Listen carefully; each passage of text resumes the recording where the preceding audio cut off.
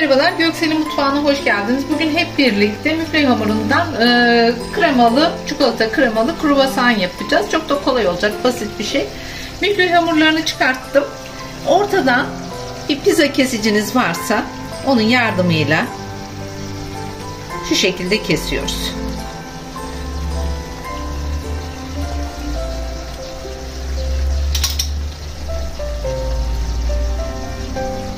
Kremamızı ben fındık ezmesi kullanacağım. Şu şekilde ortasına koyuyoruz.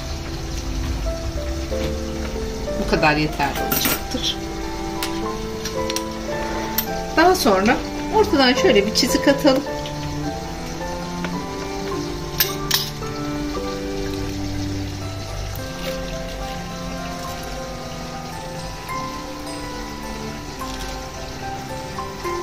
Bu şekilde sıkıca sarmamız gerekecek.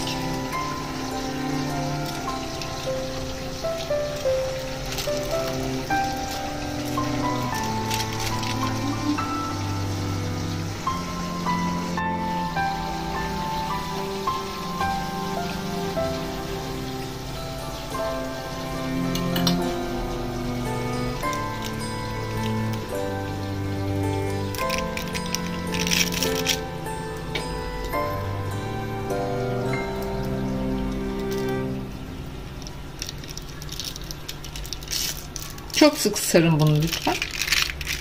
Sardıktan sonra uçlarını şu şekilde vuruyoruz. Katlıyoruz. Vurup katlıyoruz. Ve şu şekilde tepsimize yerleştireceğiz. 200 derece ısıttığımız fırına veriyoruz. Üzerleri kızarana kadar pişireceğiz.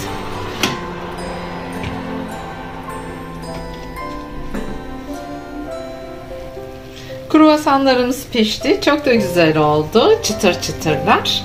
Şimdi üzerine pudra şekerini dökelim. Güzelce servis hazırlayalım.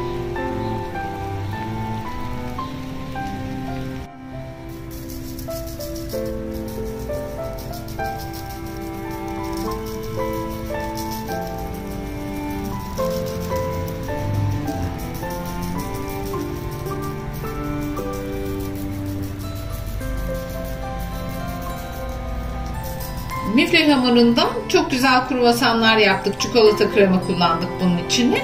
Harika oldu. Çok da kolay yaptık. Umarım sizler de beğenir yaparsınız. Bu arada Göksel'in mutfağına abone olmayı unutmayın. Lütfen diğer tariflerde hep birlikte görüşmek üzere. Hoşça kalın, dostça kalın.